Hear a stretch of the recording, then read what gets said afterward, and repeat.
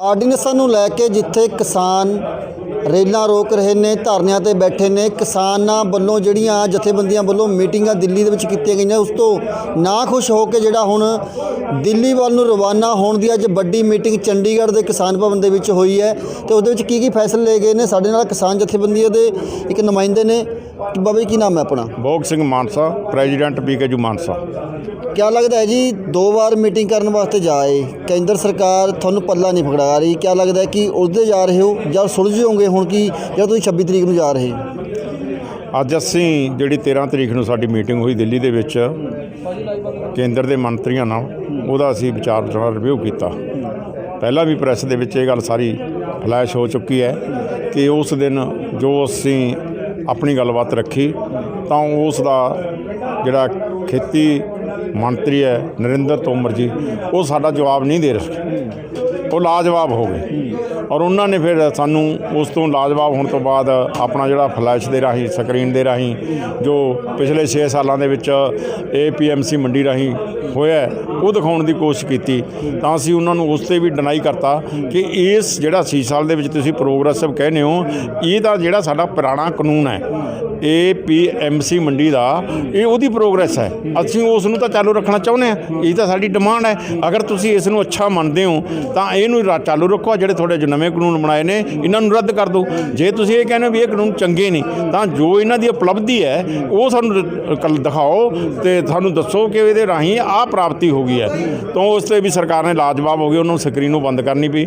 ਔਰ ਉਸ ਤੋਂ ਬਾਅਦ ਤੋਮਰ ਜਿਹੜਾ ਹੈਗੇ ਸਾਡੇ ਖੇਤੀ ਮੰਤਰੀ ਸੀ, ਉਹਨਾਂ ਨੇ ਇਹ ਗੱਲ ਕਹੀ ਹੈ ਸਾਫ਼ ਸ਼ਬਦਾਂ ਦੇ ਵਿੱਚ ਕਿ ਨਾ ਸਾਡੀ ਪਹਿਲੀ ਮੀਟਿੰਗ ਹੈ ਨਾ ਆਖਰੀ ਮੀਟਿੰਗ ਹੈ, ਇਹ ਮੀਟਿੰਗਾਂ ਦਾ ਦੌਰ ਜਾਰੀ ਰਹੇਗਾ। ਅਸੀਂ ਇਸ ਮੀਟਿੰਗ ਦੇ ਵਿੱਚ ਜੋ ਕੁਝ ਤੁਹਾਡੇ ਸਵਾਲ ਜਵਾਬ ਨੇ ਇਹਨਾਂ ਨੂੰ ਆਪਣੇ ਮੰਤਰੀ ਮੰਡਲ ਦੀ ਮੀਟਿੰਗ ਦੇ ਵਿੱਚ ਵੀ ਵਿਚਾਰਾਂਗੇ ਤੇ ਆਪਣੇ ਜਿਹੜੇ ਅਫੀਸਰਜ਼ ਨੇ ਐਗਰੀਕਲਚਰ ਡਿਪਾਰਟਮੈਂਟ ਦੇ ਉਹਨਾਂ ਨਾਲ ਵੀ ਵਿਚਾਰਾਂਗੇ।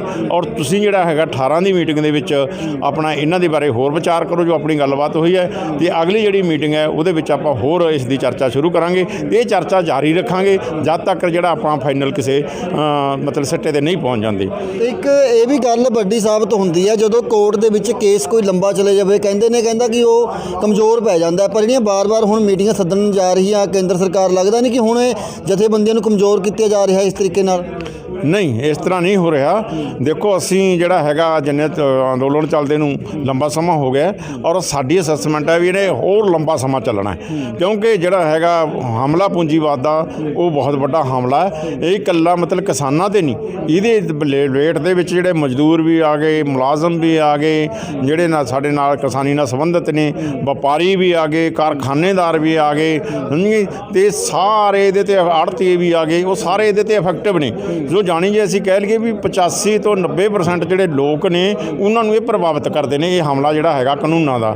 ਤਾਂ ਇਸ ਵਾਸਤੇ ਜਿੱਡਾ ਵੱਡਾ ਹਮਲਾ ਹੈ ਉਹਨੂੰ ਰੋਕਣ ਵਾਸਤੇ ਉਨੀ ਵੱਡੀ ਤਾਕਤ ਦੀ ਲੋੜ ਹੈ, ਔਰ ਉਹਦੇ ਵਾਸਤੇ ਜਿਵੇਂ ਸਾਇੰਸ ਕਹਿੰਦੀ action and direction equal opposite and direction, ਉਹਨੇ ਚੱਲਣਾ। ਔਰ ਅਸੀਂ ਲਗਾਤਾਰ ਜਿਹੜਾ ਹੈਗਾ ਕੇਂਦਰ ਦੀ ਸਰਕਾਰ 'ਤੇ ਦਬਾਅ ਬਣਾਇਆ ਹੋਇਆ ਹੈ, ਔਰ ਕੇਂਦਰ ਦੀ ਸਰਕਾਰ ਸਾਡਾ ਪ੍ਰੈਸ਼ਰ ਮੰਨ ਰਹੀ ਹੈ। ਔਰ ਪੰਜਾਬ ਦੇ ਜਿਵੇਂ ਮਤਲਬ ਜਿਹੜੀ 13 ਦੀ ਮੀਟਿੰਗ ਹੋਈ ਹੈ ਉਹਦੇ 'ਚ ਪੰਜਾਬ ਦੇ ਜਿਹੜੇ ਲੀਡਰ ਜਾ ਕੇ ਉਹਨਾਂ ਕੋਲੇ ਪਿੱਟੇ ਨੇ ਕਿ ਪੰਜਾਬ ਦੇ ਵਿੱਚ ਉਹਨਾਂ ਦਾ ਜੀਣਾ ਦੁੱਭਰ ਹੋ ਰਿਹਾ ਹੈ, ਉਹਨਾਂ ਦਾ ਬਾਹਰ ਨਿਕਲਣਾ ਦੁੱਭਰ ਹੋ ਰਿਹਾ ਹੈ, ਤੇ ਸਰਕਾਰ ਕਿਸਾਨਾਂ ਦੇ ਮਸਲੇ ਨੂੰ ਹੱਲ ਕਰੇ।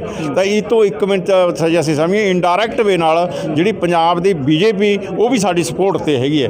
ਤਾਂ ਜਦੋਂ ਸਾਰਾ ਪੰਜਾਬ ਦੀਆਂ ਪੋਲੀਟੀਕਲ ਪਾਰਟੀਆਂ, ਪੰਜਾਬ ਦੇ ਲੋਕ ਸਾਡੀ ਸਪੋਰਟ 'ਤੇ ਹੈਗੇ ਨੇ, ਤਾਂ ਮਤਲਬ ਜਿਹੜਾ ਹੈਗਾ ਕੇਂਦਰ ਸਰਕਾਰ ਨੂੰ ਇੱਕ ਦਿਨ ਇਸ ਗੱਲ 'ਤੇ ਝੁਕਣਾ ਪੈਣਾ। ਜਿਵੇਂ ਜਿਵੇਂ ਸਾਡੀ ਤਾਕਤ ਵਧੀ ਆ, ਅੱਜ ਵੀ ਕੁਝ ਜਥੇਬੰਦੀਆਂ ਨੇ ਆ ਕੇ ਸਾਡੇ ਨਾਲ ਜਿਹੜਾ ਹਮਾਇਤ ਦੀ ਐਲਾਨ ਕੀਤੇ ਨੇ, ਸਪੋਰਟ ਦੇ ਰਹੇ ਨੇ।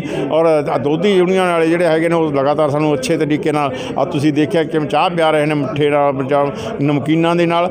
ਤੇ ਉਹ ਸਾਰਾ ਸਾਡਾ ਜਿਹੜਾ ਹੈਗਾ ਅੰਦੋਲਨ ਹੈ ਜਿਹੜਾ ਉਹਨੂੰ ਬਹੁਤ ਵੱਡਾ ਹੁੰਗਾਰਾ ਮਿਲ ਰਿਹਾ ਹੈ, ਵਪਾਰੀਆਂ ਵੱਲੋਂ ਵੀ, ਜਿਹੜਾ ਹੈਗਾ ਮਜ਼ਦੂਰਾਂ ਵੱਲੋਂ ਵੀ। ਔਰ ਅਸੀਂ ਜਿਹੜਾ ਹਜੇ ਤੱਕ ਇਸ ਦੇ ਦਾਇਰੇ ਨੂੰ ਕਿਸਾਨਾਂ ਲੈਵਲ 'ਤੇ ਰੱਖਿਆ ਹੋਇਆ, ਮਜ਼ਦੂਰਾਂ ਨੂੰ ਜਾਂ ਬਾਕੀ ਜਿਹੜੀ ਸਾਡੀ ਫੋਰਸ ਹੈ ਉਹਨੂੰ ਅਸੀਂ ਹਲੇ ਸਾਈਡ 'ਤੇ ਰੱਖਿਆ ਹੋਇਆ। ਜਿਵੇਂ ਜਿਵੇਂ ਸਮਾਂ ਆਈ ਜਾਊਗਾ ਉਹ ਫੋਰਸਿਸ ਨੂੰ ਅਸੀਂ ਨਾਲ ਹੋਰ ਇਕੱਠਿਆਂ ਕਰਕੇ ਅੱਗੇ ਵਧਾਵਾਂਗੇ, ਔਰ ਇੱਕ ਦਿਨ ਜਿਹੜਾ ਹੈਗਾ ਦਿੱਲੀ ਨੂੰ ਝੁਕਾ ਕੇ ਹਟਾਂਗੇ। ਕਿਉਂਕਿ ਜਿਹੜਾ ਦਿੱਲੀ ਦੇ ਮੰਤਰੀਆਂ ਦਾ ਟ੍ਰੈਂਡ ਸੀ ਤਾਂ ਉਹ ਵੀ ਇਹੀ ਕਹਿ ਰਿਹਾ ਸੀ, ਜਾਣੀ ਉਸ ਤੋਂ ਅਸੀਂ ਭਾਫ ਰਹੇ ਸੀ ਕਿ ਉਹਨਾਂ ਕੋਲੇ ਇਹਨਾਂ ਕਾਨੂੰਨਾਂ ਦੇ ਹੱਕ 'ਚ ਦੇਣ ਵਾਸਤੇ ਕੋਈ ਦਲੀਲ ਨਹੀਂ ਸੀ ਕਿ ਉਹ ਇਹਨਾਂ ਨੂੰ ਆਪਣਾ ਜਿਹੜਾ ਹੈਗਾ ਕਿਸਾਨਾਂ ਨੂੰ ਸਿੱਧ ਕਰ ਦੇਣ ਕਿ ਕਿਸਾਨਾਂ ਦੇ ਹਿੱਤ 'ਚ ਨੇ। ਤਾਂ ਉਹਨਾਂ ਨੇ ਉੱਥੇ ਮੀਡੀਆ ਵੀ ਰੱਖਿਆ ਹੋਇਆ ਸੀ, ਉਹਨੂੰ ਸਿਰਫ ਇਸ ਮੀਡੀਆ ਦਾ ਇਹੀ ਮਕਸਦ ਸੀ ਉਹਨਾਂ ਦਾ ਸਰਕਾਰੀ ਦਾ ਕਿ ਤੁਸੀਂ ਇਹ ਕਾਨੂੰਨਾਂ ਦੇ ਚੰਗੇ ਪੱਖ ਦੱਸੋ। ਤਾਂ ਅਸੀਂ ਉੱਥੇ ਇਹ ਗੱਲ ਕਿਹਾ ਕਿ ਸਾਡੇ ਵਾਸਤੇ ਇਹਦੇ 'ਚ ਕੋਈ ਚੰਗਾ ਪੱਖ ਹੈ ਹੀ ਨਹੀਂ, ਕਿਉਂਕਿ ਜੇ ਮਤਲਬ ਕਲੀਅਰ ਕੱਟ ਨਹੀਂ ਕਰਦੇ, ਜੇ ਇਹ ਸਾਰਾ ਕੁਝ ਹੈਗਾ, ਜਦੋਂ ਮੰਡੀ ਬੰਦ ਹੋ ਗਈ, ਖਰੀਦ ਬੰਦ ਹੋ ਗਈ, ਤਾਂ MSP ਦਾ ਕੀ ਵੈਲੂਏਸ਼ਨ ਹੈ ਜਦੋਂ ਕੋਈ ਉਸ MSP ਦੇ ਖਰੀਦਣ ਵਾਲੇ ਨਹੀਂ। ਫਿਰ ਅਸੀਂ ਐਗਜ਼ਾਮਪਲਸ ਦਿੱਤੀਆਂ, ਜਿਵੇਂ ਮੱਕੀ ਦੀ ਐਗਜ਼ਾਮਪਲ ਦੇਤੀ, ਕਾਟਨ ਦੀ ਐਗਜ਼ਾਮਪਲ ਦਿੱਤੀਆਂ, ਜਾਂ ਮਤਲਬ ਜਿਹੜਾ ਰਾਜਸਥਾਨ ਦੇ ਵਿੱਚ ਹੋਰ ਵਸਤੂਆਂ ਦੀ ਐਗਜ਼ਾਮਪਲ ਦਿੱਤੀਆਂ। ਔਰ ਜਦੋਂ ਉਹਨਾਂ ਨੇ ਕਿਹਾ ਕਿ ਇਹ ਠੀਕ ਹੈ ਸਾਡੇ ਸਮਝ ਦੇ ਮੁਤਾਬਕ, ਤਾਂ ਅਸੀਂ ਆਖਿਆ ਵੀ ਜੋ ਬਿਹਾਰ ਦੇ ਵਿੱਚ ਇਹ ਤੁਸੀਂ ਲਾਗੂ ਕੀਤਾ ਸੀ ਦੇ ਵਿੱਚ, ਉਹਦਾ ਰਿਜ਼ਲਟ ਦੱਸੋ ਸਾਨੂੰ ਕੀ ਹੋਇਆ। ਔਰ ਪੰਜਾਬ ਦੇ ਵਿੱਚ ਯੂਪੀ ਦਾ 1300 ਟਰੱਕ ਜਿਹੜਾ ਅਸੀਂ ਫੜਿਆ, ਉਹਨਾਂ ਦੇ FIRs ਦਰਜ ਹੋਈਆਂ ਨੇ। ਅਤੇ ਜੇ ਐਕਟ ਚੰਗਾ ਹੁੰਦਾ, ਕਿਸਾਨਾਂ ਦੇ ਪੱਖ 'ਚ ਹੁੰਦਾ, ਤਾਂ ਪੰਜਾਬ ਦਾ ਝੋਨਾ ਯੂਪੀ ਆਉਣਾ ਚਾਹੀਦਾ ਸੀ। ਤੁਸੀਂ ਕਹਿੰਦੇ ਵੀ ਉਹ ਮਹਿੰਗੇ ਪਾਤੇ ਆ, ਕੰਪੀਟੀਸ਼ਨ ਦੀ ਗੱਲ ਚੱਲੂਗੀ, ਤਾਂ ਉਹਨਾਂ ਨੇ ਅਸੀਂ ਕਿਹਾ ਵੀ ਉਹ ਦੱਸੋ ਉਹ ਕਿਉਂ ਉੱਥੇ ਗਿਆ, ਤਾਂ ਉੱਥੇ ਉਹਨਾਂ ਨੂੰ ਕੋਈ ਜਵਾਬ ਨਹੀਂ ਸੀ। ਔਰ ਇਸ ਤੋਂ ਬਾਅਦ ਉਹਨਾਂ ਨੇ ਫਿਰ ਇੱਕ ਗੱਲ ਕਹੀ, ਮਤਲਬ ਜਿਹੜਾ ਅਸੀਂ ਸਵਾਲ ਕੀਤਾ ਕਿ ਤੁਸੀਂ ਇਹਦਾ ਚੰਗਾ ਪੱਖ ਦੱਸੋ, ਤਾਂ ਉਹਨਾਂ ਨੇ ਕਿਹਾ ਕਿ ਅਸੀਂ ਕਿਸਾਨਾਂ ਵਾਸਤੇ ਇੱਕ ਵੱਖਰਾ ਰਸਤਾ ਹੋਰ ਖੋਲ੍ਹਤਾ। ਪਹਿਲਾਂ ਇੱਕ ਮੰਡੀ ਸੀ, ਇੱਕ ਦੂਜਾ ਰਸਤਾ ਅਸੀਂ ਹੋਰ ਖੋਲ੍ਹਤਾ। ਤਾਂ ਫਿਰ ਅਸੀਂ ਕਿਹਾ ਵੀ ਤੁਹਾਡਾ ਜਿਹੜਾ ਮਤਲਬ ਜਿਹੜਾ ਪ੍ਰਪੋਜ਼ਲ ਹੈ, ਇੱਕ ਦੇਸ਼ ਇੱਕ ਰਾਸ਼ਨ ਕਾਰਡ, ਇੱਕ ਦੇਸ਼ ਇੱਕ ਟੈਕਸ, ਇੱਕ ਦੇਸ਼ ਇੱਕ ਜਿਹੜਾ ਹੈਗਾ ਮਤਲਬ ਜਿਹੜਾ ਮੰਡੀ, ਇਹ ਫਿਰ ਕਿੱਥੇ ਰਹਿ ਗਈ? ਤੁਸੀਂ ਆਪਣੀ ਭਾਸ਼ਾ 'ਚ ਕਹਿ ਰਹੇ ਹੋ ਕਿ 2 ਮੰਡੀਆਂ ਬਣਾਤੀਆਂ ਸੀ, ਤਾਂ ਫਿਰ ਇਹ ਤੁਹਾਡਾ ਜਿਹੜਾ ਉਹ ਪ੍ਰਪੋਜ਼ਲ ਹੈ ਜਿਹੜੀ ਤੁਸੀਂ ਲੈ ਕੇ ਆਏ ਹੋ ਦੇਸ਼ ਦੇ ਵਿੱਚ, ਉਹ ਤਾਂ ਤੁਹਾਡੇ ਆਪਣੇ ਆਪ ਫੇਲ ਹੋ ਗਈ ਹੈ। ਜਿਹੜੀ ਇਹ ਦੂਜੀ ਮੰਡੀ ਹੈ, ਇਹਦੀ ਸਾਨੂੰ ਲੋੜ ਹੀ ਨਹੀਂ। ਇਹਦੇ 'ਤੇ ਦੂਸਰਾ ਗੱਲ ਇਹ ਹੈ ਵੀ ਇਹਦੇ ਕੋਈ ਨਾ ਲਾਇਸੈਂਸ, ਨਾ ਇਹਦੇ 'ਤੇ ਕੋਈ ਕੋਰਟ ਦੀ ਪਾਬੰਦੀ, ਨਾ ਇਹ 'ਤੇ ਕਿਸੇ ਡਿਪਾਰਟਮੈਂਟ ਦੀ ਕੋਈ ਪਾਬੰਦੀ। ਇਹ ਤਾਂ ਇੱਕ ਇੰਡੀਪੈਂਡੈਂਟ ਬਣਾਤਾ, ਜਿਹੜਾ ਮਤਲਬ ਜਿਹਦੇ ਕੋਈ ਮਤਲਬ ਧਾਰਾ ਹੀ ਨਹੀਂ ਲਾਗੂ ਹੁੰਦੀ, ਦੇਸ਼ ਦਾ ਕਾਨੂੰਨ ਹੀ ਨਹੀਂ ਲਾਗੂ ਹੁੰਦਾ, ਤਾਂ ਉਹ ਇੱਕ ਐਸਾ ਬਣਾਤਾ ਕਿ ਜਿਵੇਂ ਅਸੀਂ ਕਹਿੰਦੇ ਵੀ ਵਿਦੇਸ਼ੀਆਂ 'ਤੇ ਵੀ ਤੁਸੀਂ ਲਾਉਣ ਨੂੰ ਫਿਰਦੇ ਹੋ ਆਪਣਾ ਜਿਹੜਾ ਉਹ ਨਾਗਰਿਕਤਾ ਕਾਨੂੰਨ ਆ ਜਾਂ ਹੋਰ ਕਾਨੂੰਨ, ਤਾਂ ਉਹ ਇਹ ਤਾਂ ਉਸ ਤੋਂ ਬਾਹਰ ਹੀ ਕੱਢਤਾ, ਕਿਉਂਕਿ ਉਹ ਦੇਸ਼ ਦੇ ਕਾਨੂੰਨ ਦੇ ਅੰਡਰ ਹੀ ਨਹੀਂ ਹੈ। ਕਿਸੇ ਜਿਹੜਾ ਦੇਸ਼ ਦੇ ਕਾਨੂੰਨ ਦੇ ਅੰਡਰ ਹੀ ਨਹੀਂ, ਤਾਂ ਉਹ ਫਿਰ ਸਾਡੇ ਕਿਸਾਨਾਂ ਦੇ ਭਲੇ ਦੀ ਲਈ ਕੀ ਸੋਚੂਗਾ। ਫਾਰ ਐਗਜ਼ਾਮਪਲ ਅਸੀਂ ਦੱਸਿਆ ਕਿ ਜਿਹੜੇ ਸਾਡੇ ਗੰਨਾ ਮਿੱਲਾਂ ਨੇ, ਉਹ ਸਾਡੇ ਦੇਸ਼ ਦੇ ਸਾਰੇ ਕਾਨੂੰਨ ਦੇ ਅੰਡਰ ਨੇ, ਉਹ ਸਾਡੇ ਲਾਇਸੈਂਸੀ ਵੀ ਨੇ, ਉਹ ਸਾਡੀ ਪੇਮੈਂਟ ਨਹੀਂ ਦਿੰਦੇ, ਤਾਂ ਸਾਨੂੰ ਧਰਨੇ ਦੇਣੇ ਪੈਂਦੇ ਨੇ, ਹੋਰ ਕਰਨਾ ਪੈਂਦਾ ਹੈ। ਔਰ ਫਿਰ ਵੀ ਮਤਲਬ ਜਿਹੜਾ ਹੈਗੇ ਪੇਮੈਂਟਾਂ ਕਈ ਸਾਲਾਂ ਤੱਕ ਲਟਕ ਜਾਂਦੀਆਂ ਨੇ। ਅਤੇ ਜਦੋਂ ਇਹਦੇ ਕੋਲ ਕੋਈ ਅੰਡਰ ਪ੍ਰੈਸ਼ਰ ਹੀ ਨਹੀਂ ਹੈ, ਕਿਸੇ ਦੇ ਅੰਡਰ ਹੀ ਨਹੀਂ ਹੈ, ਕੋਈ ਇਹਦਾ ਕਿਸੇ ਨੂੰ ਲਈ ਪ੍ਰਤੀ ਜਵਾਬਦੇਹੀ ਨਹੀਂ ਹੈ, ਤਾਂ ਇਹਦੇ ਕੀ ਗਰੰਟੀ ਹੈ ਕਿ ਸਾਡੀ ਪੇਮੈਂਟ ਲੈ ਮਤਲਬ ਸਾਨੂੰ ਦੇ ਦੂਗਾ। ਫਿਰ ਅਸੀਂ ਕੋਰਟ 'ਚ ਨਹੀਂ ਜਾ ਸਕਦੇ। SDM ਜਿਹੜੇ ਨੇ ਹੈਗੇ, ਉਹ ਐਗਜ਼ੀਕਟਿਵ ਦੇ ਮੈਜਿਸਟਰੇਟ ਨੇ, ਉਹ ਪੋਲੀਟੀਕਲ ਤੌਰ 'ਤੇ ਸਰਕਾਰਾਂ ਦੇ ਅੰਡਰ ਰਹਿੰਦੇ ਨੇ, ਉਹ ਸਾਡੇ ਹੱਕ 'ਚ ਫੈਸਲੇ ਕਰ ਹੀ ਨਹੀਂ ਸਕਦੇ। ਤੋ ਇਸ ਕਰਕੇ ਮਤਲਬ ਜਿਹੜਾ ਇਹ ਕਾਨੂੰਨ ਹੈ ਤੁਹਾਡਾ, ਬਿਲਕੁਲ ਸਾਡਾ ਕਾਨੂੰਨਾਂ ਦੇ ਉਲਟ ਹੈ, ਕਾਰਪੋਰੇਟਰ ਘਰਾਣੇ ਦੇ ਹੱਕ 'ਚ ਜਾਂਦਾ। ਇਸ ਲਈ ਅਸੀਂ ਡਿਮਾਂਡ ਕਰਦੇ ਹਾਂ ਵੀ ਇਹਨਾਂ ਨੂੰ ਬਿਲਕੁਲ ਰੱਦ ਕੀਤਾ ਜਾਵੇ, ਅਤੇ ਜੋ ਸਾਡਾ ਪੁਰਾਣਾ APMC ਮੰਡੀ ਦਾ ਸਿਸਟਮ ਚੱਲਦਾ ਉਹ ਚਲਾਇਆ ਜਾਵੇ। ਜੇ ਅਸੀਂ ਉਹਦੇ 'ਚ ਇਹ ਵੀ ਸੁਧਾਰ ਮੰਗਦੇ ਹਾਂ ਕਿ ਜਿਹੜਾ MSP ਹੈ ਉਹ ਕਾਨੂੰਨੀ ਤੌਰ 'ਤੇ ਗਰੰਟਡ ਕੀਤੀ ਜਾਵੇ ਕਿ C2 + 50% ਹੈ ਜਿਹੜੀ, ਉਹ ਕਾਨੂੰਨੀ ਤੌਰ 'ਤੇ ਕਿਸਾਨਾਂ ਨੂੰ ਜਿਹੜੀ MSP ਦਿੱਤੀ ਜਾਊਗੀ। ਔਰ ਉਸ MSP 'ਤੇ ਜਿੰਨੀਆਂ ਵੀ ਕਿਸਾਨ ਫਸਲਾਂ ਪ੍ਰੋਡਿਊਸ ਕਰਦੇ ਨੇ, ਉਹ ਸਾਰੀਆਂ ਮਤਲਬ ਕਾਨੂੰਨੀ ਤੌਰ 'ਤੇ ਖਰੀਦੀਆਂ ਜਾਣ। ਔਰ ਜੇ ਕੋਈ ਉਸ ਤੋਂ ਘੱਟ ਰੇਟ 'ਤੇ ਖਰੀਦਦਾ ਤਾਂ ਉਸ ਲਈ ਸਜ਼ਾ ਦੀ ਪ੍ਰੋਵੀਜ਼ਨ ਕੀਤੀ ਜਾਵੇ। ਔਰ ਜੇ ਕੋਈ ਘਾਟਾ ਹੁੰਦਾ ਤਾਂ ਉਹ ਸਰਕਾਰ ਆਪਣੇ ਤੌਰ 'ਤੇ ਕਿਸਾਨ ਦਾ ਜਿਹੜਾ MSP ਤੋਂ ਘੱਟ ਖਰੀਦ ਕੇ ਪਾਇਆ ਘਾਟਾ ਹੈ, ਉਹ ਸਰਕਾਰ ਗਰੰਟੀ ਕਰੇ ਕਿ ਉਹ ਸਰਕਾਰ ਪੂਰਾ ਕਰੂਗੀ।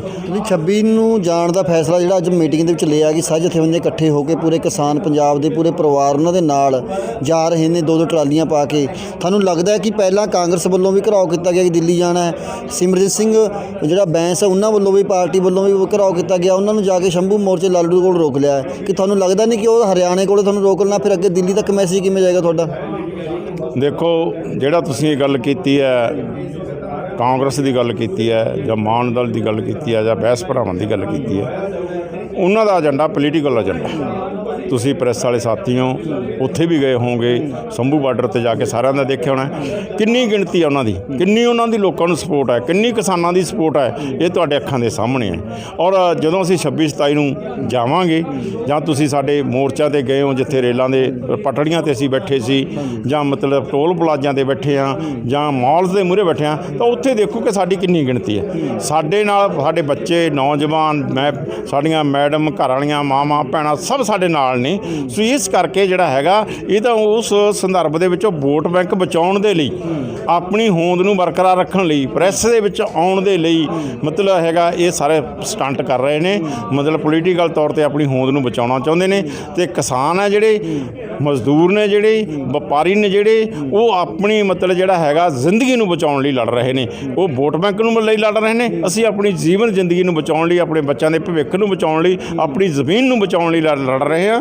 ਤਾਂ ਤੁਸੀਂ ਦੇਖਿਆ ਹੋਣਾ, ਇਤਿਹਾਸ ਗਵਾਹ ਹੈ ਕਿ 10 ਲੱਖ ਦੀ ਫੌਜ ਦੇ ਨਾਲ 40 ਸਿੰਘ ਲੜੇ ਤੇ ਉਹਨਾਂ ਨੂੰ ਭਾਜਣਾ ਪਾਈਆਂ ਦੀ। ਇਹ ਉਹੀ ਚੀਜ਼ ਹੈ ਕਿ ਅੱਜ ਰਾਜਨੀਤੀ ਪੂੰਜੀਵਾਦ ਦੇ ਨਾਲ ਜਿਹੜਾ ਹੈਗਾ ਕਿਰਤੀ ਲੋਕ ਲੜਦੀ ਲੜਾਈ ਹੈ। ਔਰ ਸਾਨੂੰ ਇਹ ਵਿਸ਼ਵਾਸ ਹੈ ਜੇ 40 ਸਿੰਘ 10 ਲੱਖ ਦੀ ਫੌਜ ਨੂੰ ਪਛਾੜ ਸਕਦੇ ਨੇ, ਜਿਹੜੀ ਮਤਲਬ ਤਨਖਾਹੀਏ ਸੀ ਜਾਂ ਮਤਲਬ ਆਪਣੀ ਜ਼ਿੰਦਗੀਆਂ ਨੂੰ ਤਨਖਾਹ ਦੇ ਖਾਤਰ ਬਚਾਉਣਾ ਚਾਹੁੰਦੀਆਂ ਸੀ, ਤੇ ਇੱਕ ਪਾਸੇ ਉਹਨਾਂ ਨੇ ਆਪਣੀ ਜ਼ਿੰਦਗੀ ਦਾਅ 'ਤੇ ਲਾਈ ਹੋਈ ਸੀ ਵੀ ਮਰਾਂਗੇ ਜਾਂ ਆਪਣਾ ਜਿਹੜਾ ਹੈਗਾ ਰੱਖਿਆ ਕਰਾਂਗੇ ਧਰਮ ਦੀ, ਦੇਸ਼ ਦੀ, ਕੌਮ ਦੀ, ਲੋਕਾਂ ਦੀ ਰੱਖਿਆ ਕਰਾਂਗੇ। ਤਾਂ ਉਹਨਾਂ ਦੀ ਜਿਹੜਾ ਜਿੱਤ ਹੋਈ ਹੈ। ਤੁਹਾਨੂੰ ਪਤਾ ਹੈ ਅੰਗਰੇਜ਼ਾਂ ਦਾ ਜਾਂ ਆਪਣਾ ਔਰੰਗਜ਼ੇਬ ਨੂੰ ਹਾਰ ਮੰਨਣੀ ਪਈ ਹੈ।